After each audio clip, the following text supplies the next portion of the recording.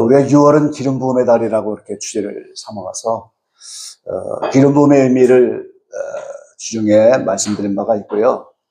최근에 이제 저를 비롯해서 우리가 기름 부음에 관심을 가지고 있는 중이고, 2주간 제가 연달아 기름 부음 집회를 지금 참석했고요. 앞으로도 2-3번 더 참석할 그런 예정입니다. 그리고 이제 계속해서 기름 부음을 위한 기도도 하고 있는 중인데요. 그래서 기름 부음의 달에 합당한 이런 삶을 지금 추구해 나가는데요. 연결해서 오늘 기름 그릇을 준비하라 이런 제목으로 함께 말씀을 나누려고 합니다. 자, 오늘 본문 가운데 보면은 고난 속에 있는 한 여인의 모습을 우리가 볼 수가 있습니다. 이 엘리사의 때에 선지자의 생도들이 많았어요. 하나님의 역사와 능력이 나타나니까 오늘날로 말하면 신학교가 생기고 신학생들이 모여 있었다는 거예요. 그런데 이 여인은 선지자의 생도인 남편, 신학생이 죽었다는 겁니다. 남편이 죽었으니 얼마나 고난 가운데 있겠어요. 그리고 더 나가서 빚진 상태, 경제적으로 굉장히 어렵다는 거죠. 우리가 물질이 부족하면 얼마나 시달려요. 그래서 2 아이가 있는데 그 2 아들을 채주, 이 돈을 빌려준 채주에게 종으로 팔릴 위기를 당하고 있다고 말씀하고 있어요. 그 사랑하는 아이들을 다 빚 때문에 다 종으로 끌려가야 될 그런 위기에 있는 그런 여인이었습니다. 좀 사진이 좀 젊게 나왔죠? 예. 잘 찾다 보니까 이제 이런 사진이 나오는데, 어쨌든 이 본문 속에 고난 속에 있는 한 여인의 모습을 우리가 보게 되는 거예요. 남편이 죽고 빚에 시달리고 아이 2은 종으로 팔릴 위기를 당한 그런 여인의 모습을 우리가 볼 수 있습니다. 자, 이 여인의 모습은 곧 우리의 모습일 수 있다 하는 것에서 오늘 우리가 말씀을 시작하는 겁니다. 자, 남편이 죽었다 그랬는데 사실 우리가 하나님을 남편으로 모시지 못하면 남편이 없는 거죠, 사실은. 예수님을 남편으로 모시지 못하면 우리는 남편이 없는 삶과 똑같은 겁니다. 하나님이 이스라엘에게 내가 장가들겠다. 그래서 에레미야 31장 31절로 33절 말씀해 보니까 하나님이 시내산에서 강림해서 오늘 율법을 전해줄 때 그때 그것이 혼인 언약이다 그랬어요. 그 이스라엘은 정혼하면 이제 바로 살림을 차리는 것이 아니고 법적으로는 혼인이 됐는데 신랑은 집장만 하러 가야 되고 아내는 이제 신부단장하는 겁니다. 그런데 하나님이 이스라엘과 이 율법을 주면서 혼인 언약을 했는데 이스라엘 백성이 신부단장하지 못하는 것처럼 율법을 지키지 못하고 더러운 인생을 살게 되니까 에레미야를 통해서 말씀하는 것처럼 이제는 이혼장을 주고 혼인해버렸다 이렇게 말하는 거예요. 그래서 하나님이 남편입니다, 이스라엘. 이 사마리아 우물가에 예수님이 찾아갔는데 사마리아는요 아수르에서 포로가 된 이후에 그때부터 고향으로 돌아왔지만 아수르에는 혼혈족들이 살고 있던 곳이에요. 그래서 예루살렘 사람들이 상종하지 않고 그로 지나가지도 않는 거예요.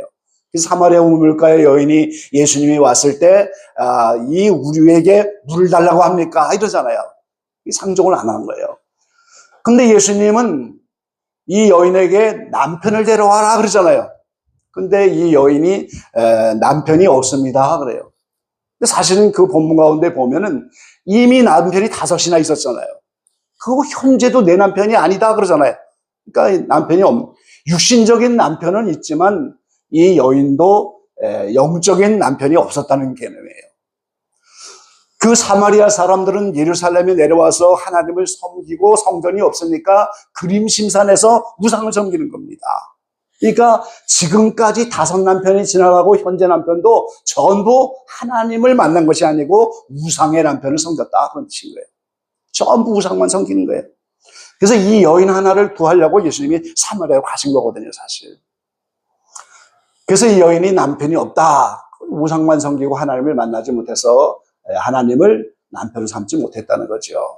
그래서 이 여인에게 영원히 목마르지 않는 생수를 알게 하고 이제는 그림신산 무슨 산이 아니고 신령과 진정, 진리죠. 그렇게 예배함을 알려주고 이제 그 여인이 예수님을 메시아로 만나서 진짜 예수님 남편이 생긴 거죠. 그래서 온 동네 다니면서 와봐라 내가 메시아를 만났다 그러면서 전도하는 그런 여인이 되어버렸습니다. 그러니까 우리가 영적인 남편, 하나님 남편, 예수님 남편이 없으면 오늘 이 본문에 나타난 남편이 죽은 이 여인처럼 우리는 남편이 없는 겁니다. 예수님 남편 잘 섬기시기 바랍니다, 여러분. 하나님 남편 잘 섬기고 사시기 바랍니다. 자, 그리고 이제 이 여인은 빚진 상태예요. 그럼 이게 우리의 모습인데 오늘 저와 여러분도 복음의 빚을 진 자들이잖아요. 복음을 받지 못했으면 우리가 어떻게 구원을 받았겠어요? 그러니까 우리는 다 사도 바울이 고백하는 것처럼 복음의 빚진 자들이에요. 우리는 다 사랑의 빚진 자들이에요. 예수님의 그 십자가의 사랑에 빚진 자들이고 더 나가서 이 빚은 죄라고 하는 개념인 겁니다. 주기도문을 주님이 가르쳐 주셨는데 우리가 우리에게 죄 지은 자를 사하여 준 것처럼 우리의 죄를 사하여 주옵소서. 근데 그 영어 성경에 보면 이걸 빚으로 번역을 했어요. 내가 내게 빚진 자를 탕감해 주고 그걸 다 용서해 줄 때 내 죄도 내 빚도 탕감을 받는다는 거예요. 그래서 이 탕감에 비유해서 주님이 그걸 잘 알려주고 계시죠. 마태복음 18장 21절 35절에 보면 자기는 지금 임금 앞에 1만 달란트고 이거는 천문학적인 돈입니다. 천문학적인 돈을 임금님에게 탕감을 받았는데 자기에게 빚진 사람 100데나리온, 1데나리온 하루 품삯이거든요. 그러니까 약 석 달 열흘 정도, 석 달치 월급 정도, 물론 작은 돈은 아니겠지만 천문학적인 1만 달란트에 비하면 100데나리온은 아무것도 아니잖아요, 사실. 그런데 자기는 1만 달란트를 용서받고 100데나리온 빚진 자에게 가서 빚 갚으라고. 그러니까 그 임금이 다시 소식을 듣고 이제 다시 빚을 갚으라 이렇게 말씀하셨어요. 그래서 오늘 이 기독교는 이제 탕감의 종교입니다. 우리 여기 18장 35절 다 같이 한번 읽어보시죠. 너희가 각각 중심으로 형제를 용서하지 아니하면 내 천부께서도 너희에게 이와 같이 하시리라. 아멘. 나는 지금 1만 달란트를 탕감받은 것처럼 나의 모든 죄를 하나님 앞에 지금 용서받았어요, 우리가. 예수 믿고 성령 받아서 우리가 모든 죄를 다 용서받은 사람들입니다. 그런데 내게 죄 지은 자를 용서해주면 하나님 편으로 용서를 받았지만 실질적으로는 그 죄를 용서해 줄 때 내가 지은 죄를 탕감받으면서 내 빚을 갚아나가는 것이다. 그 말이에요, 여러분. 그러니까 여러분, 내가 용서 못할 사람이 나타나면 수지 맞은 줄로 믿으시기 바랍니다. 이걸 내가 용서하면 내 빚이 또 용서 안 받고 탕감되고 말이지. 이미 하나님에게는 우리가 탕감을 받았지만 그 빚을 사실은 용서해 주면서 갚아나가는 거예요. 그래서 저와 여러분이 이 엘리사대 여인처럼 다 우리는 복음의 빚진 자요, 사랑의 빚진 자요, 이제 죄라는 개념으로 볼 때 우리는 다 아직도 다 용서하지 못한 그런 죄의 빚을 갖고 있는 자예요. 그리고 이제 두 아이가 체주에게 종으로 팔릴 위기를 당했어요. 이거는 무슨 말이겠어요? 이게 지금 우리의 모습인데 우리에게도 영적인 자녀들이 있어요. 때에 따라 남편이 내 영적인 자녀일 수 있고 자녀가 그럴 수 있고 이웃이 그럴 수 있고 뭔가 내게 붙인 영적 자녀들이 있는데 그 종들이 마귀에게 종으로 팔릴 위기. 예수님의 피가 그 영혼 속에 없으면 다 마귀에게 팔리는 겁니다, 우리가 여러분. 예수님의 피가 없으면 다 우리는 지옥 인생이고 마귀에게 다 끌려갈 수밖에 없는 인생인 거예요. 전부 팔릴 위기에 있는 인생입니다. 죄의 사슬을 다 끊어야 되는데 오늘 다 팔려요. 마귀 편에서 볼 때는 이미 다 팔아버렸어요. 팔려갖고 내 거다. 이건 이미 팔렸습니다. 써놓은 거랑 똑같아요. 교회에 수많은 사람들이 교회에 오지만 출애굽하여 예수님의 피가 그 속에 있지 않으면 우리는 그 종교인이에요. 그냥 와서 예배 참석하면서 종교인이고 거듭난 사람이 아닙니다. 그런데 그런 종교인이 교회 안에 대단히 많음을 우리가 알아야 돼요. 우리 자녀들 비롯해서 우리 주변의 영혼들이 오늘 예수님의 피를 경험하지 못하고 피로서 우리를 사시고 성령을 주신 그 성령을 체험하지 못하면 다 영적 자녀들이 마귀에게 팔릴 그런 위기를 당한 거예요, 우리가. 내일에도 주님 오시면 더 이상 이방인의 구원도 없고 우리의 자녀들 우리가 다 마귀에게 팔리기를 당하고 있는 거죠. 그래서 이 엘리사벳 여인의 그 고통 속의 삶이 바로 영적으로 보면 우리의 삶이다 하는 걸 우리가 깨달아야 돼요. 우리가 빚진 자고 영적인 자녀들이 다 이제 팔릴 수밖에 없고 영적인 남편, 예수님 남편이 없는 모습, 그게 바로 우리의 모습이죠. 그래서 이 여인의 해결책이 이제 오늘 본문 가운데서 나타날 때 이 엘리사라고 하는 선지자를 통해서 방법을 알려주셨어요. 하나님은 종종 그렇게 하시죠. 히스기야가 병들었을 때도 이사야를 통해서 하나님이 치료 방법을 알려주셨고, 그래서 하나님은 종종 선지자를 통해서 방법을 알려주시는데 이 여인에게 방법을 알려주는데 내 집에 있는 것이 무엇이냐? 그러니까 오늘 본문 가운데 기름 한 병밖에 없다고. 얼마나 이제 빚지고 가난하고 먹고 살기도 하니까 기름 한 병밖에 남은 것이 없어요. 그러니까 오늘 이 선지자 엘리사는 기름 그릇을 빌어와라. 될 수 있으면 많이 빌려오라고. 이게 좀 더 많이 그려야 되는데 요만큼만 그렸어요. 그릇을 많이, 최대한 많이 이웃에 가서 그릇을 다, 왜요? 그릇 준비한 만큼만 기름이 채워지잖아요, 나중에. 그릇을 최대한 많이 준비해와라. 그래서 이 기름이 다 차니까 그 기름을 팔아서 빚도 갚고 두 아이와 함께 생활을 하라. 결론은 그렇게 나버린 거예요. 그러니까 이 여인의 해결책, 선지자를 통해서 해결하는 방법은 오직 자신에게 있는 기름 한 병을 가지고 그릇을 준비하여 기적을 맛보아 그 기름을 팔아서 오늘 빚도 갚고 그럼 마귀에 끌려가지 않잖아요, 자녀들이. 그리고 생활도 할 수 있고 말이죠. 이게 선지자를 통한 이 여인의 해결책이었습니다.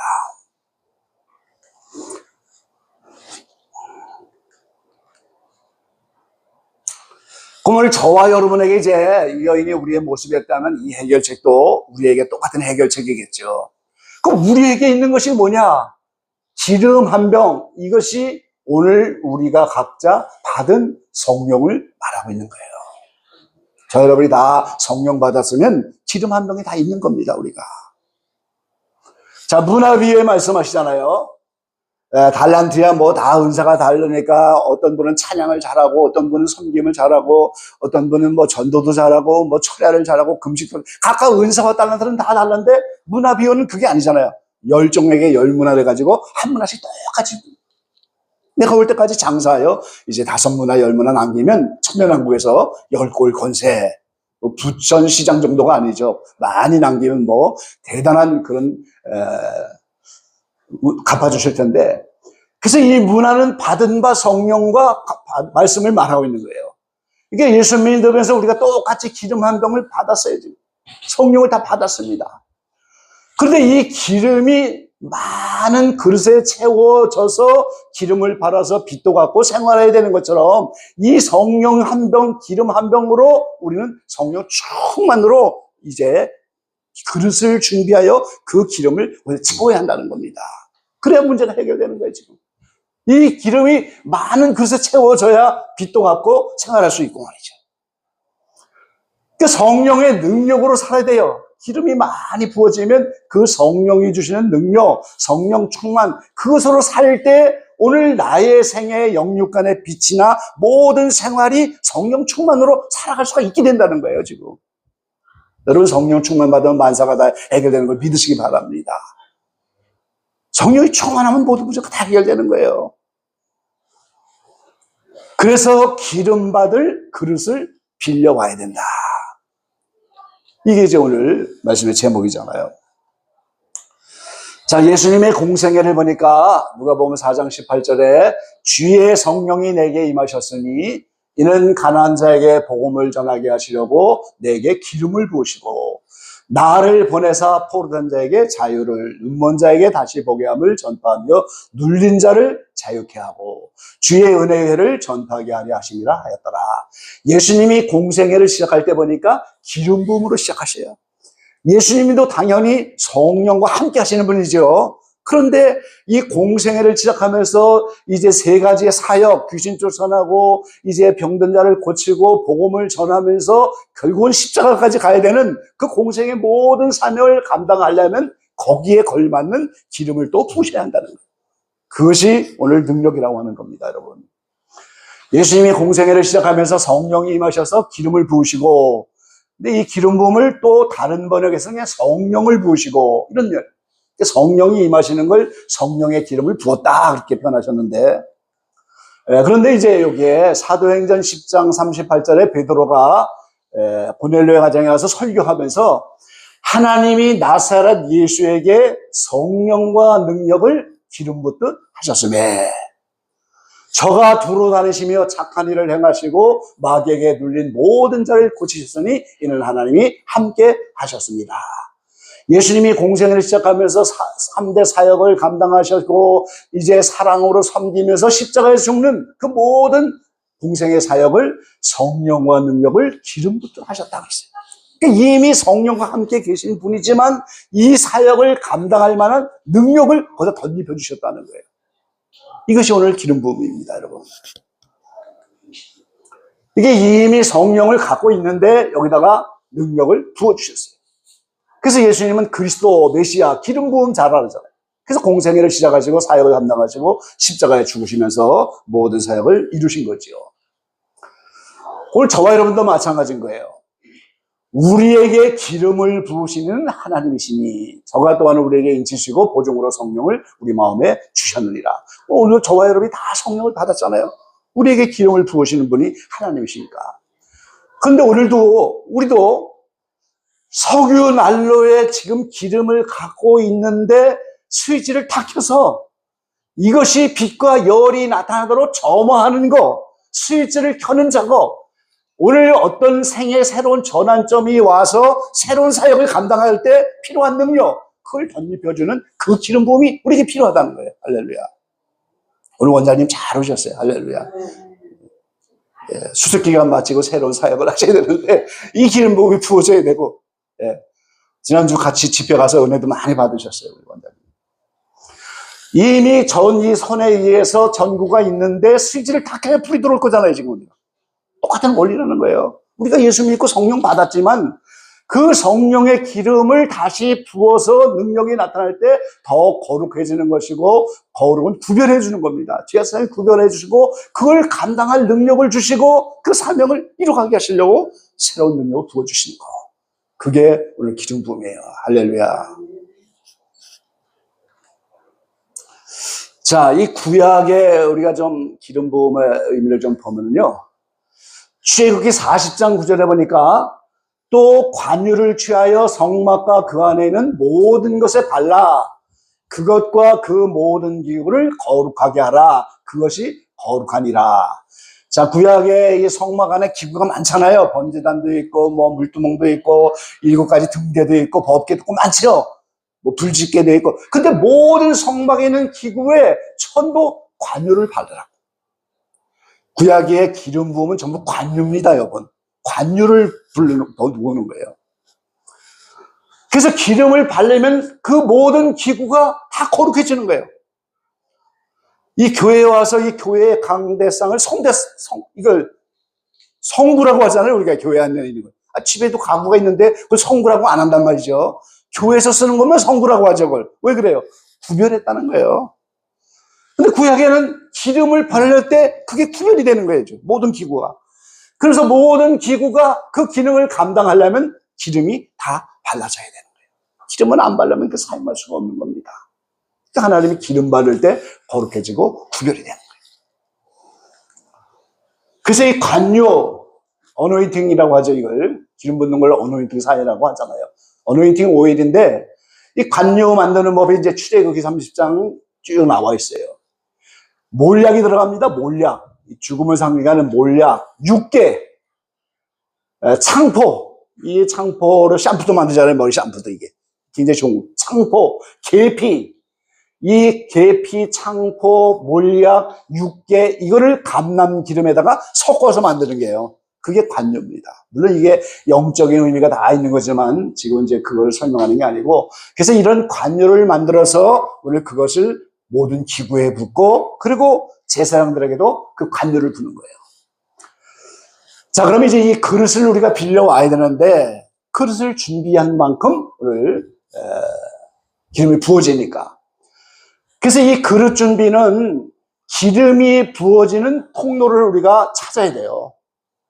사모하는 마음을 가지고 그 통로를 탐색하며 준비하는 것이 기름 그릇을 준비하는 겁니다. 우리가 하나님이 구약 시대에 보면 직접 붓는 케이스도 있고요. 대부분은 사람을 통해서 기름을 붓는 거예요.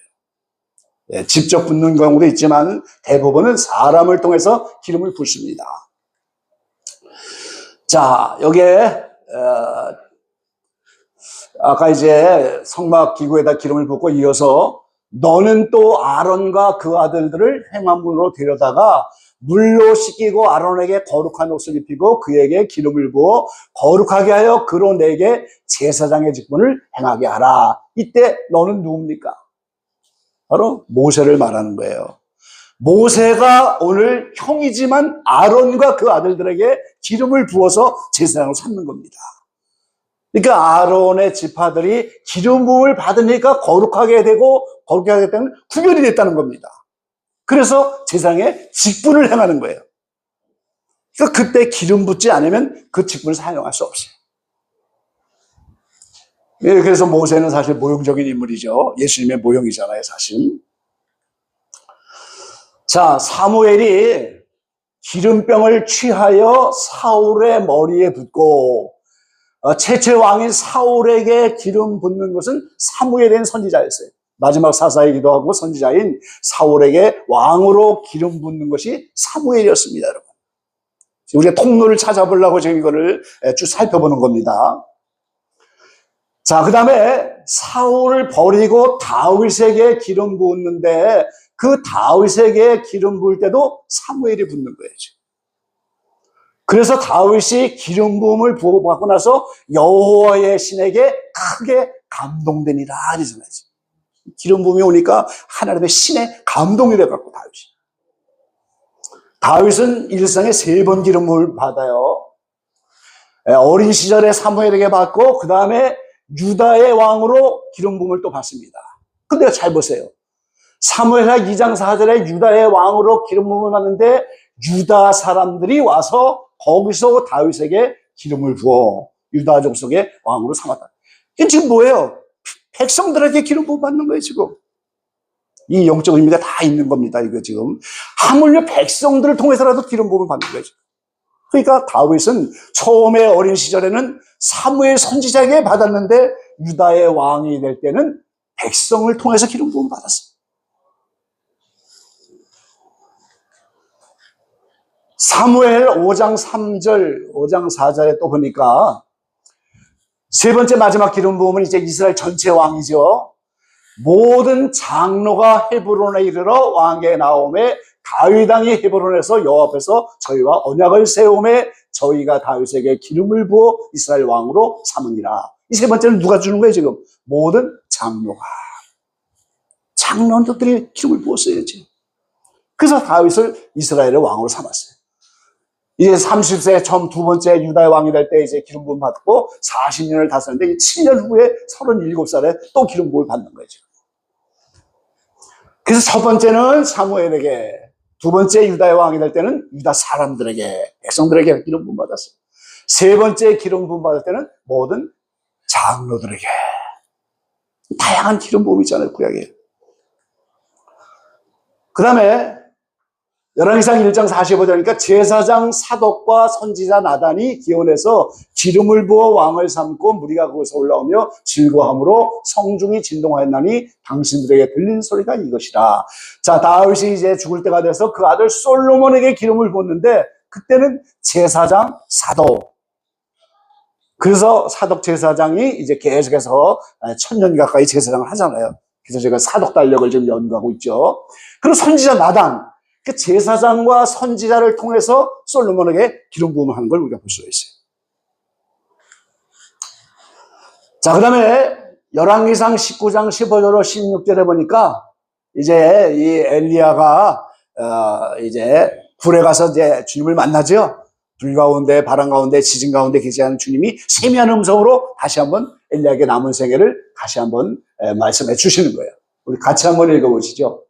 여호와께서 저에게 이르시되 너는 내 길을 돌이켜 광야로 말미암아 다메섹에 가서 이르거든 하사엘에게 기름을 부어 아람 왕이 되게 하고 너는 또 님시 아들 예후에게 기름을 부어 이스라엘 왕이 되게 하고 또 아벨므라 사마세 아들 엘리사에게 기름을 부어 너를 대신하여 선지자가 되게 하라.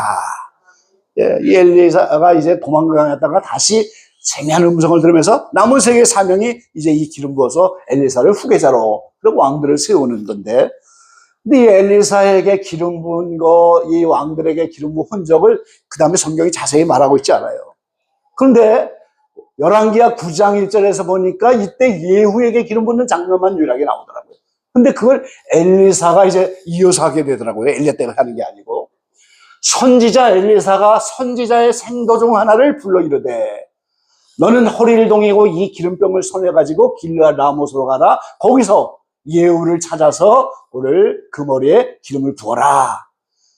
그러니까 이 선지자 생도 중 하나, 여기 보니까 소년 선지자, 신학생인데 아주 어린 신학생이에요.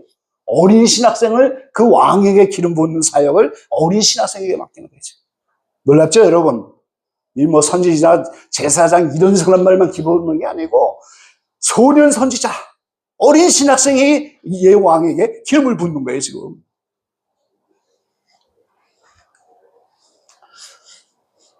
자, 그러니까 오늘 이 기름 부음의 통로가 구약 시대에는 굉장히 다양하다 하는 사실을 우리가 알 수가 있는 거예요. 모세를 통해서, 사무엘을 통해서, 사독 제사장 나단 선지자를 통해서, 그리고 모든 장로 또는 유대 사람을 통해서, 그리고 소년 선지자까지라도 동원해서 기름 부음의 통로로 다양하게, 그래서 기름을 부어서 직분을 세우고 구별하고 거룩하게 한단 말이죠. 이 다양성을 우리가 생각해야 돼요. 그러니까 하나님은 다양하게 역사하는 겁니다, 여러분. 그래서 그릇을 준비할 때 우리가 기름 냄새가 있는 데를 좀 쫓아다녀야 되는 거예요. 할렐루야. 다양하게 역사하는 걸 알아야 돼요, 우리가. 근데 유일하게 이 엘리야가 이제 아합 때에 그 우상 숭배하고 가물어서 이런 어려울 때 해성과 같이 등장해서 오늘 모든 바알 선지자를 다 죽이고 비를 내리게 하면서 놀라운 역사를 하는데, 엘리야는 아무것도 나와 있는 게 없어요. 족보도 없고 어디서 기름 받았고 누가 선지자 소리 아무것도 없는 거예요. 그런데 기름 부음을 받았으니까 선지자가 된 건 분명할 거 아니에요. 그러니까 이거는 하나님이 직접 기름을 부었다는 사실을 알 수가 있는 거죠. 그러니까 하나님이 직접 기름 붓는 이런 놀라운 역사도 있지만 대부분은 하나님은 다양하게 구약시대에 이렇게 모든 통로를 통해서 기름을 부었다 하는 사실을 우리가 알 수가 있는 거예요.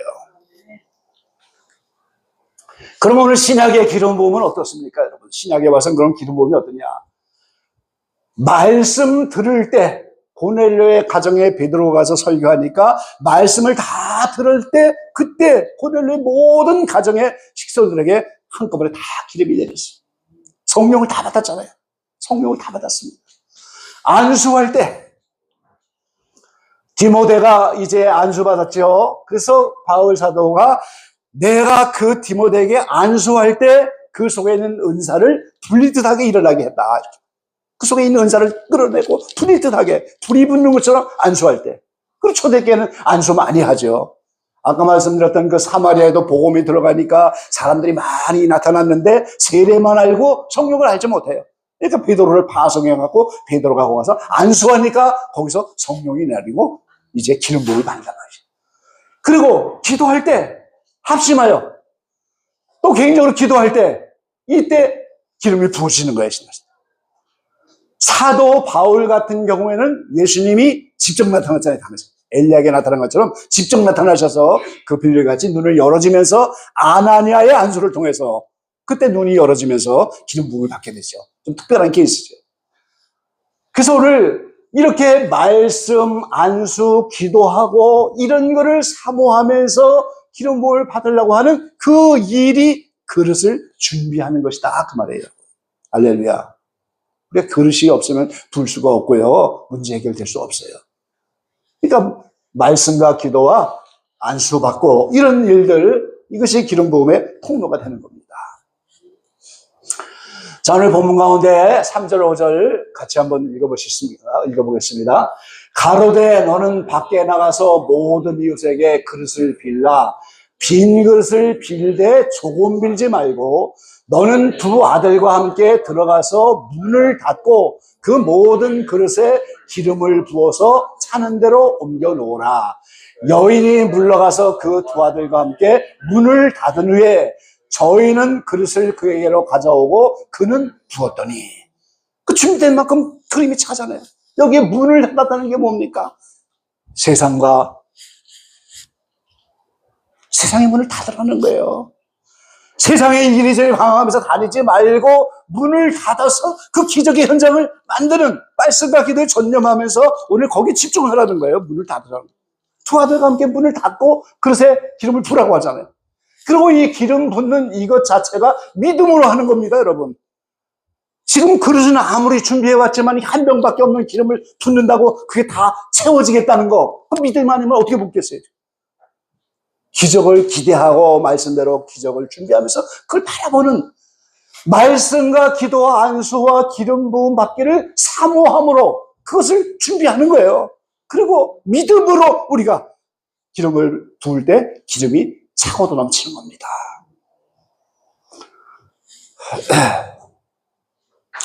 아침에 우리 전사님이 만났는데 은혜를 제가 받고 왔나 궁금하셨는지 어떠셨어요? 그렇게 물어보더라고요. 예, 은혜 많이 주셨죠. 그런데 첫째 날 갔는데 방 하나에 5명 들어가는 방인데 어떤 목사님이 한쪽에 와 계시는데 밤 4시가 돼도 안 들어오셔서 혼자 독방에서 이제 자다시피 했는데 제가 근데 첫날 하나님 꿈을 꾸게 하셨어요. 어떤 기도원 같은 곳인데 거기 집행하는 사무실이더라고요. 거기서 어떤 여자분이 저를 오라고 그래. 근데 나중에 보니까 거기 원장님이야. 그게 얼굴이 튀게 이렇게 생각하니 저에게 증명서를 하나 주는 거예요. 카드나 주민등록 같은 그런 사이즈의 제 어떤 직분을 인정해주는 그런 증명서를 딱 주면서 이거 쓰라고 딱 주더라고요. 할렐루야. 좀 감이 와야 되는데 이게 뭔지. 그러더니 요만한 비닐로 봉투에 저의 인적 상황이 다 들어가 있는 그 서류가 그 속에 들어있더라고요. 그리고 저의 아주 어린 시절에 뭐 돌 때부터 사진 2장, 어린 시절에 사진 2장이 거기 들어가 있는데 이제 이거 필요 없대요, 저보고. 그래서 그냥 길거리에다 거기 바닥에 던져버렸는데 진흙바닥이에요.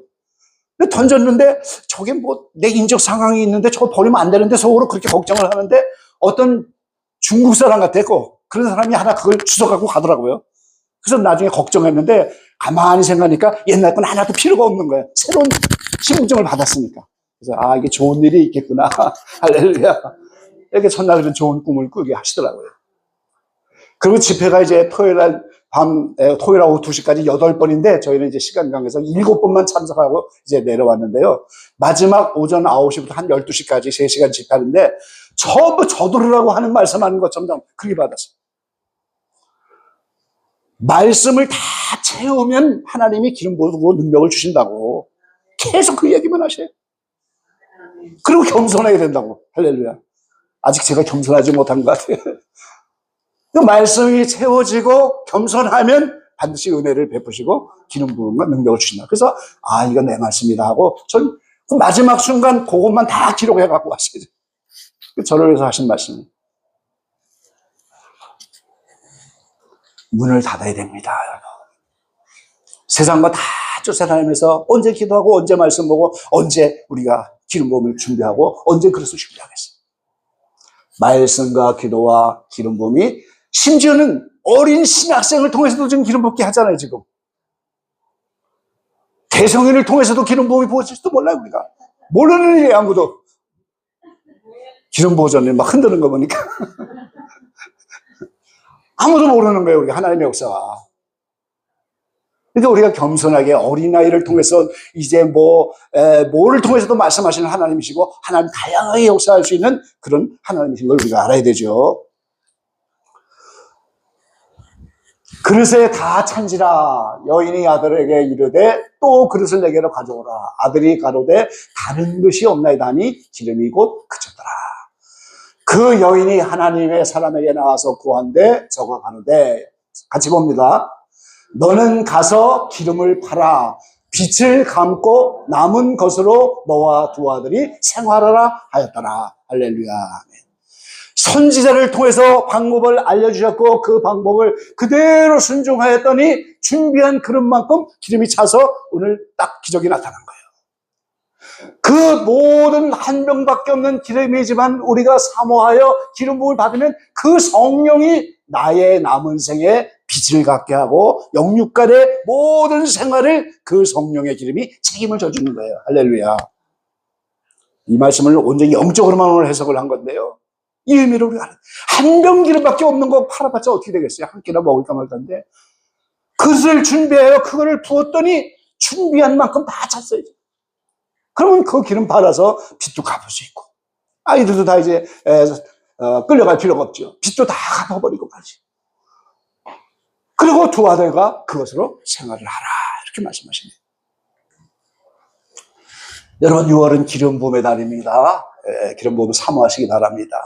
이미 우리에게 기름이 있지만 한 병 기름밖에 없지만 이제 사모하고 그릇을 준비하는 자에게 스위치가 다 켜져서 여기에 석유난로에 불이 붙어서 열과 빛이 나오는 것처럼 새로운 어떤 사역을 감당할 만한 능력을 주신단 말이죠.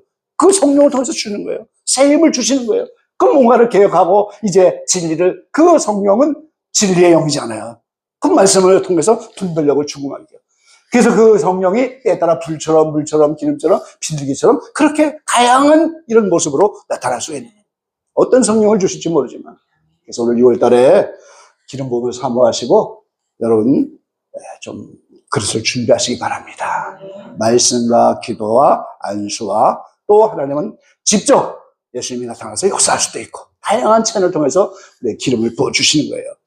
그런 놀라운 기름의 역사가 나타나서 사명 감당하시고 주변의 모든 영혼들에도 크게 영적 유익을 얻을 수 있는 귀한 여러분 다 되시기를 주의 이름으로 간절히 축원합니다. 기도하겠습니다. 아버지 감사합니다. 6월달은 기름 부음의 달로 우리가 기름 부음의 의미를 새롭게 생각하고 또 우리가 기름 부음을 사모하고 기름을 받기 위해서 또 우리가 그릇을 준비하기를 원합니다.